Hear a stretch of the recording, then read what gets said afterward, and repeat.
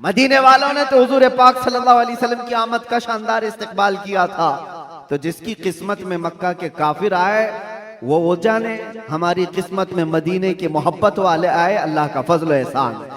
اللہ کرے کہ آخری سانس تک مدینے والوں کی اقتداء کرتے ہوئے رہیں۔ عزیزان گرامی وقار، نبی آخر الزمان صلی اللہ تعالی علیہ وسلم کی ولادت کی خوشی کیوں نہ ہو؟ مجھے حیرت ہوتی ہے آج پوری دنیا میں سعودی سے لے کر دبئی ہو، بحرین ہو کہ قطر ہو، یا جتنے بھی بنام مسلمان ممالک ہیں، ان سب کے ہاں بھی یہ کلچر عام ہے، بادشاہ ہو کہ اس کا چور بیٹا ہو یا کسی اور کا ڈاکو بیٹا ہو، لیکن جس دن پیدا ہوتا ہے اس کا ہیپی برتھ ڈے تو بڑے دھوم دھام سے منایا جاتا ہے۔ اس وقت کوئی سوال نہیں ہوتا، کوئی اعتراض نہیں ہوتا، اور کہا یہ جاتا ہے کہ یہ تو ایک نارمل سی چیز ہے، کامن چیز ہے، سب جگہ ہو رہی ہے، اس کو ہم دین سمجھ کر کے نہیں مناتے، خوشی سمجھ کر کے مناتے۔ میرے عزیزو، یہاں پر دین سمجھ کر کے نہیں مناتے، اپنے بچوں کے برتھ ڈے خوشی سمجھ کر کے مناتے۔ ساری خوشیاں میرے مصطفیٰ کے قدموں پر قربان۔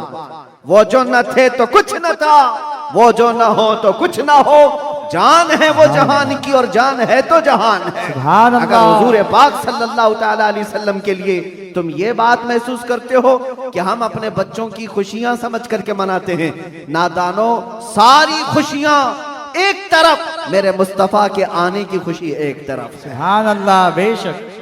اس بات کو ہمیشہ یاد رکھو۔ اللہ تعالیٰ نے قرآن پاک میں فرمایا، 7ویں پارے کی یہ آیت ہے، عیسیٰ علیہ السلام کی دعا ہے۔ عیسیٰ علیہ السلام اللہ کی بارگاہ میں یوں دعا کر رہے تھے، ربنا انزل علینا مائدۃ من السماء تکون لنا عیدا لاولنا وآخرنا وآیۃ منک۔ عیسیٰ علیہ السلام نے کیا دعا کیا تھا پتہ ہے؟ اللہ کی بارگاہ میں دعا کیا ہے، اللہ آسمان سے ایک دسترخوان اتار دے میری امت کے لیے، جو خانے نعمت ہو، جس میں جنت کے کھانے ہوں، اور ساتھ میں یہ لفظ قرآن پاک کا میں بتا رہا ہوں۔ عیسیٰ علیہ السلام یوں کہتے ہیں کہ اے اللہ، جس دن یہ دسترخوان اترے گا وہ دن ہمارے اگلوں اور پچھلوں کے لیے عید کا دن ہوگا۔ وہ دن ہمارے اگلوں اور پچھلوں کے لیے کیا ہوگا؟ عید کا دن ہوگا۔ تکون لنا عیدا لاولنا وآخرنا، قرآن پاک میں سورہ مائدہ کی آخری آیتوں میں سے۔ توجہ، عیسیٰ علیہ السلام یہ کہتے ہیں جس دن آسمان سے دسترخوان اترے گا وہ دن ہم سب کے لیے عید کا ہو جائے گا، ہمارے لیے بھی، ہمارے اگلوں اور پچھلوں کے لیے بھی۔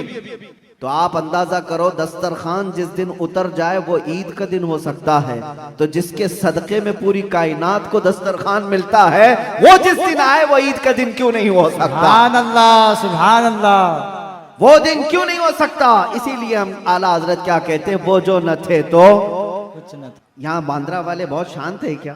طاقت و قوت کے ساتھ، بیداری کے ساتھ ہیں کہ نہیں آپ لوگ؟ وہ جو نہ تھے تو کچھ نہ تھا، اور وہ جو نہ ہو تو کچھ نہ ہو۔ یاد رکھو میرے عزیزو، حضور پاک صلی اللہ تعالی علیہ وسلم کے صدقے میں یہ ساری چیزیں۔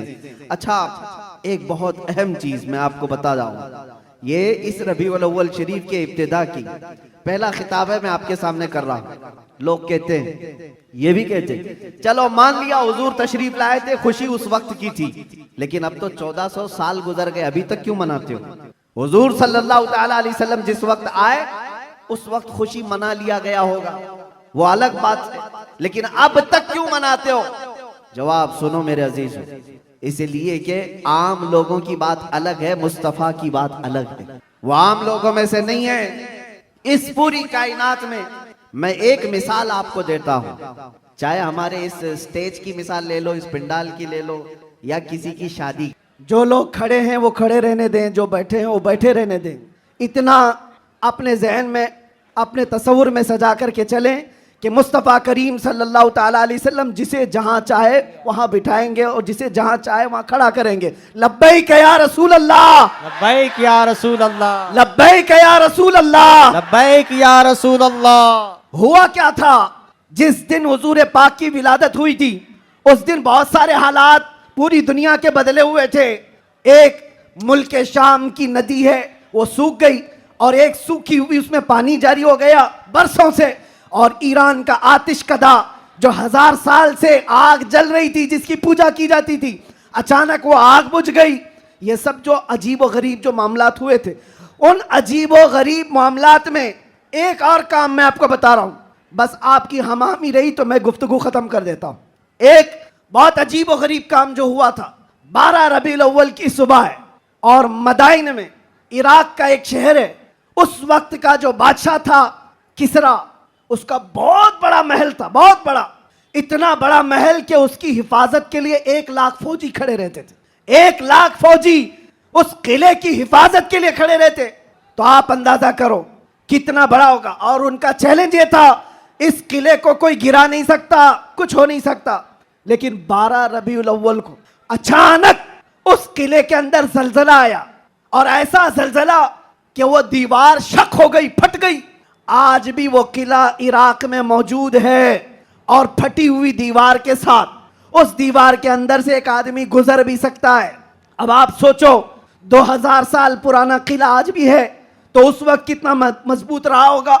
اور جب حضور کی ولادت کا دن تھا وہ دیوار پھٹ گئی, زلزلہ آ گیا, بادشاہ پریشان ہوا, سارے نجومیوں کو بلایا گیا, کاہنوں کو بلایا گیا, جوتشوں کو بلایا گیا, پوچھا گیا کہ یہ ہوا کیا, ہمارا قلعہ اس طرح سے ٹوٹ نہیں سکتا, کبھی اس میں درار آ نہیں سکتی تھی, یہ ہوا کیسے, اتنا بڑا معاملہ. جوتشوں نے, کاہنوں نے اپنے علم کے مطابق دیکھ کر کے کہا یہ معاملہ زمین کے ہلنے کا یا صرف زلزلے کا نہیں ہے, ہمارا علم بتا رہا ہے آج پوری کائنات میں ایک کوئی ایسا معاملہ ہوا ہے جس کی وجہ سے اتنا بڑا حادثہ ہوا. بادشاہ نے پوچھا وہ معاملہ کیا ہوا ہے, نجومیوں نے کہا عرب میں ایک بچہ پیدا ہوا ہے جس کی وجہ سے تمہاری سلطنت بھی ہمیشہ کے لیے ختم ہونے والی ہے. سبحان اللہ, سبحان اللہ. ایک بچہ عرب میں پیدا ہوا ہے, ایک بچہ جس کی وجہ سے سلطنت کسرا بھی ختم ہو جائے گی.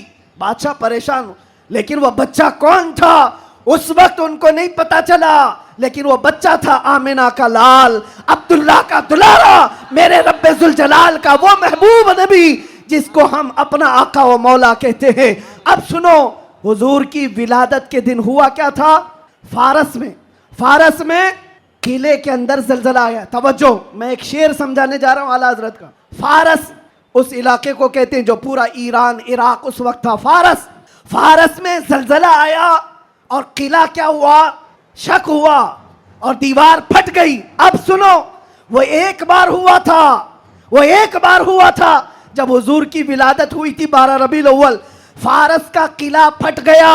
اب اعلیٰ حضرت کہتے ہیں ایک بار قلعے کے اندر دیوار میں درار آئی تھی حضور کی ولادت کی خبر سن کر کے, لیکن اب سنیوں کا حال یہ ہے حشر تک ڈالیں گے ہم پیدائش مولا کی دھوم, حشر تک, ہر سال نہیں, ہر مہینہ نہیں, ہر دن. اور جب تم نبی پاک کی ولادت کا ذکر کرو گے تو ہوگا کیا, اعلیٰ حضرت کہتے ہیں مثل فارس, یعنی فارس کی طرح. اب فارس کا قلعہ نہیں ہلے گا, نجد کے قلعے گراتے جائیں گے. سبحان اللہ, سبحان نعرہ اللہ. تکبیر, نعرہ رسالت, جشن عید میلاد النبی, سرکار کی آمد, دلدار کی آمد, شیر ہندوستان, مجاہد اہل. نہیں دے رہا ہوں. ربیع الاول کو ابھی کتنے دن باقی ہے, 10 دن باقی ہے.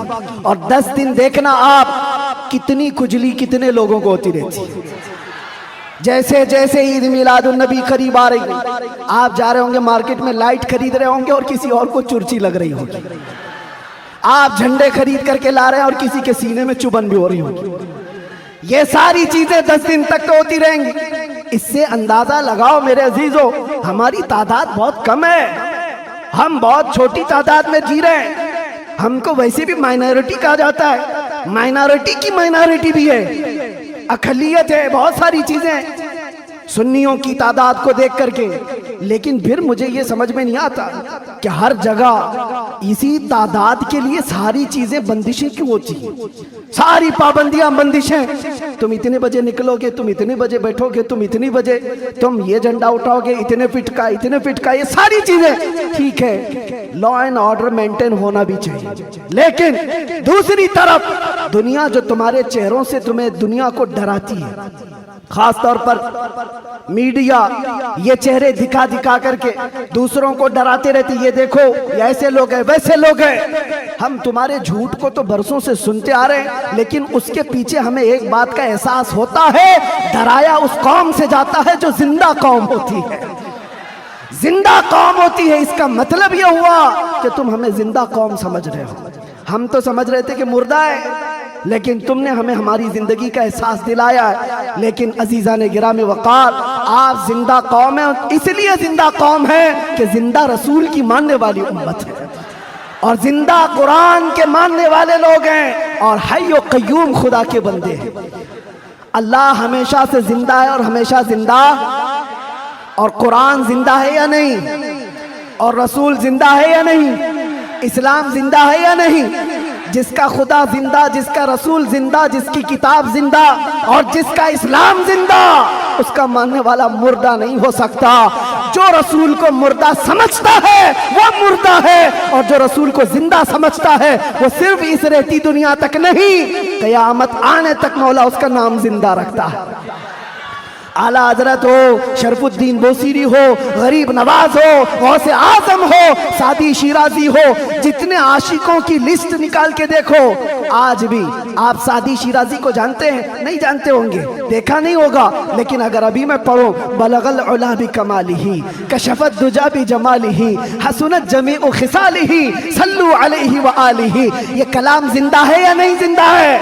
ایک عاشق رسول کا بولا ہوا کلام 600 سال پہلے کا کلام آج بھی زندہ ہے۔ یا صاحب الجمال و یا سید البشر من وجهك المنیر لقد نور القمر لا يمكن الثناء كما كان حقه بعد از خدا بزرگ توی قصہ مختصر۔ اگرچہ فارسی میں کہا ہوا ہے لیکن کلام زندہ ہے۔